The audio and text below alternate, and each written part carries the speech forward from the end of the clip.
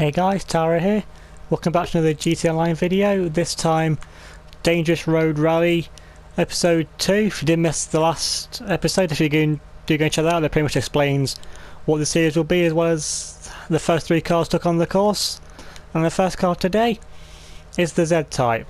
And much like the Shafter that went last time, a car with a lot of power, but not a lot of grip. It's definitely going to be interesting to see how this car definitely does fare on its first run. I'm thinking time maybe somewhere close to the Shafter, as these two cars are pretty similar in design, I think. Oh, with a lot of understeer though. But actually, understeer might be a pretty good thing to have, since the rocks give a lot of oversteer, of course, with the traction loss on the dirt. So understeer might actually counteract the traction loss. I mean, doing pretty good the first time. The good thing is this car can take the corner cut, which every car so far has got to, but since this is only the 4th car, I'm pretty sure one of the cars in the future will probably have problems going up there. And this is easily the most expensive car I've taken up here. And I've crashed at, well, I think this should be the corner of doom, but if you've got corner names, comment them down below. Okay, so you've learned that the brakes aren't the best on this car. Pretty much to be expected really. Any of the brakes on dirt sections, apart from the Omni, unless the car's pretty slow, the brakes aren't going to be too good. Again, 2 wheels there around turn 1, so could that be a bad sign for the rest of this lap? Because we're already finding a way to go on 2 wheels. Can we just hold this slide? We managed to hold it. That's cost us a lot of time though, but the Omni had quite a few slides on its lap as well, so we might be able to make up this time, but it's not the best opening to a lap, so I don't think it's going to be challenging the Omni with this first sector it's had. But well, there is a gap, quite a gap between the Baller and the Omni first and second, but it's definitely not going to be done with this lap anyway. Definitely not designed to be going up the side. Now Chiliad now coming round the wall of doom, which I'm going to call that for now. Now finally coming up now into the second sector and going straight off the other side of the second sector. And this car is definitely going to be a handful to try and get our lap out of. Doom nice and early on the brakes once again, because there's just no other way otherwise than get around the corner. Once again I have to go very on the brake, because we've seen how much airtime this car can get. Now we can actually try and get around this post this time, which we do. Run out a bit wide. Can we just, no, we can't hold it. It just seems this thing might actually be worse than the Shafter to try and get a lap out of. Into the sector of doom now, this corner has to be very slow over, and we bounce off the wall though, so we can carry on from that. And it's only the crashes are if we literally just crash and bounce off and spin, but if we ding off the wall, then I will carry on from that to get a bit of a power slide on though. Now coming in now into the other dangerous parts, now into this blind left-hander. Go try and keep it on the track and keep it going in the right direction. No, that's looping around. It's things like that is what warrants the restart, but a ding off the wall, if we can keep going, then I carry on from that. Roll last episode. This first little sector here got pretty much nailed now. See, just look on the brakes, it just gets sideways on the braking as well, so everything, this Z-Type just wants to go sideways absolutely everywhere, and this is definitely the least suited car that I've taken over this course so far. They try and get a nice jump. No, don't get the corner though. And I think we might be going in the... No, actually we're not going in the drink. That's twice now this tree saved a car, although we are slowly rolling down it.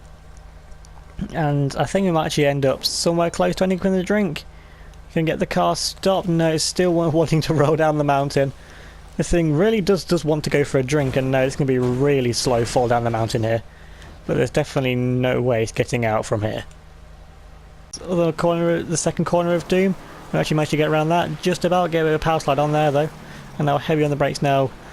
Now coming up now to the train bridge, and no, we bounced off the train bridge. Going to keep this going? No, we have to call time on that, and no, this is not going to work. You got to try and stop the car now before you end up in the drink. Come on, stop, car, stop, car, stop. I'm going to have to turn it. No, turn it into the mound, but turn it into the bridge, and that's one way to stop the car from going into the drink. And this corner, when in pretty much every car previous. Try and floor it around that corner, that's where you try and gain back some time. And now coming over the first jump. No, we're not going over any of the jumps.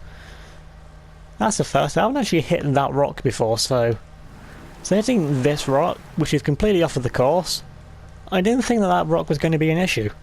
Round in the circle, I pretty much just, even now we just have to find the balance of going fast. I'm going to take a gun here, getting caught by the bush and try and slow this car down. Can try and get it back up. Nope. No, stop. Are we going to stop before we get in the drink? Oh no, I've got no control over this. And no, first car in the drink. Okay, well that's the first car we've had in the drink, so... Well, that's definitely got the record for this. So we've seen the records earlier. So the Shafter had the record for first car upside down.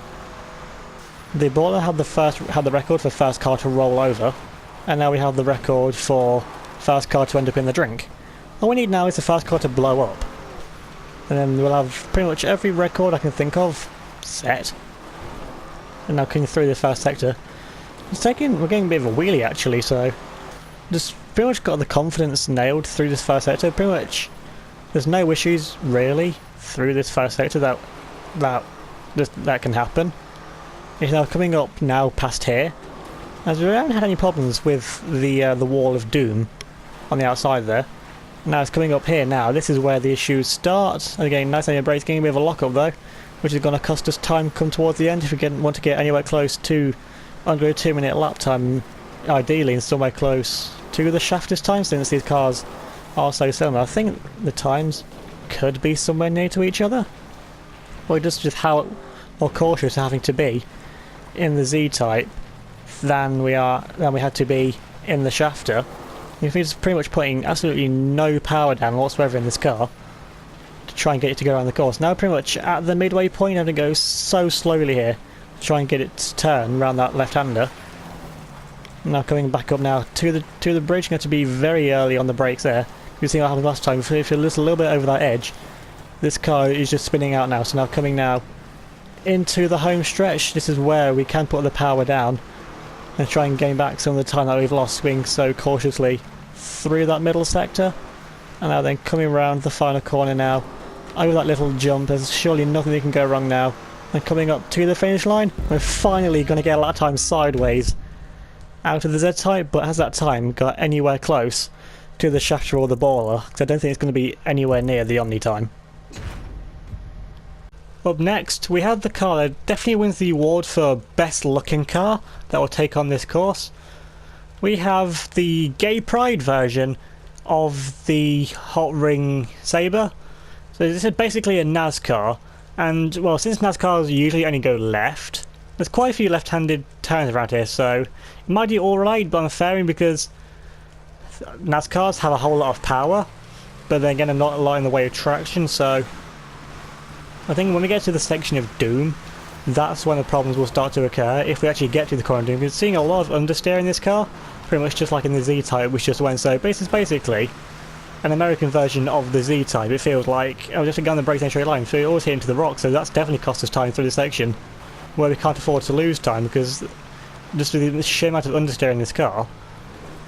But at least it can make it up that ramp. So the jump there doesn't look to be too much of an issue, it's just putting the power down.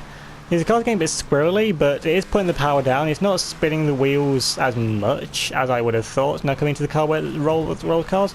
But thankfully I actually managed to get around that and doing pretty well so far. Just about hold it on the course, and it's back into the rock. We keep it going though. It's just losing so much time throughout the run, but we haven't crashed properly, so the run still continues. So if this ends up being a bad run, then the car's pretty much got itself to blame, and no, this run's not going to count, and we've crashed around the car. Can we stop before we hit the drink? Can we stop before we hit the drink? Just about? No, we're going in the drink. Okay, well that's the first. That's the first time I've actually had a car end up in the drink. Let's see if we can do any better this time. So pretty much it is just like the Z-Type.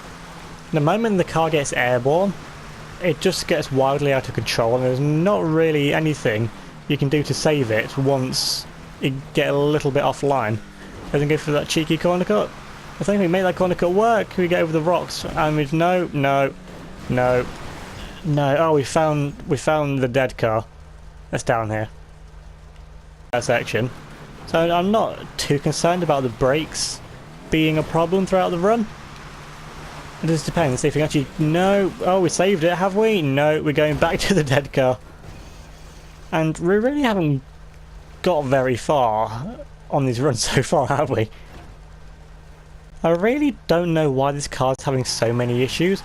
I mean, this car hasn't even got to the corner of doom yet, so if you can't even do the easy section, this fast section at the start of the lap, then how are we going to fare once we get into the technical part of the section of doom? And I'm thinking with how this first sector's gone so far on these runs, I'm thinking that the third sector might actually cause us some problems as well, since it might just look like a straight line, but this NASCAR is having problems through this first sector, which is the easiest part of the track. And if anything has problems through here, it honestly does not bode well for the rest of the run if you can't do the easiest part of the track when pretty much the most level part of the track. And now coming into the sector of doom, being very early in the brakes, we do not want to get this car airborne or put too much power down, because then the understeer will kick in and we won't even be able to turn for the corners, and then the oversteer kicks in if he goes too fast sideways. So pretty much just like with most of the cars that I've run so far, just having to be so careful with them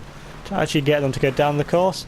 And I'm coming back into the corner of doom. That's about the halfway point of the run, and we get around the corner of doom first time. But granted, we are going a lot more slow than I was anticipating that I would be having to go in this NASCAR. And that's the thing, I knew it would be a struggle, but I didn't think it would be this much of a struggle. And I'm coming now into the home stretch, into the easiest section, and surely we cannot get things wrong now. Coming over the blind crest now, only a few more corners left to go. We just scrape the wall, but we managed to get away with it. Heavy under braking now. Into the right hander, almost going to a complete standstill. That's how much trust I do not have in the car. Now over the little jump now, and coming up to the finish line. And NASCAR, I think, might actually have played in a pretty decent time to maybe take the second place, but I don't think it's going to be anywhere near challenging the time of the Omni. Coming on now to the final car of the video, and it is the biggest car which will be taking on this course, the Insurgent. And the Insurgent is an all-wheel drive car, but just with the sheer size and weight of this thing, it's one of the things that's going to have the issues, because we've easily got the ground clearance in this car to get over absolutely everything. But I'm also thinking it might fall over, like the Baller did in the last episode, just with how the suspension is. And it's got such a soft suspension for being an off-road car. It's got a decent ground clearance as well, so we're not going to have any problems getting around any of the corners or over the few corner cuts.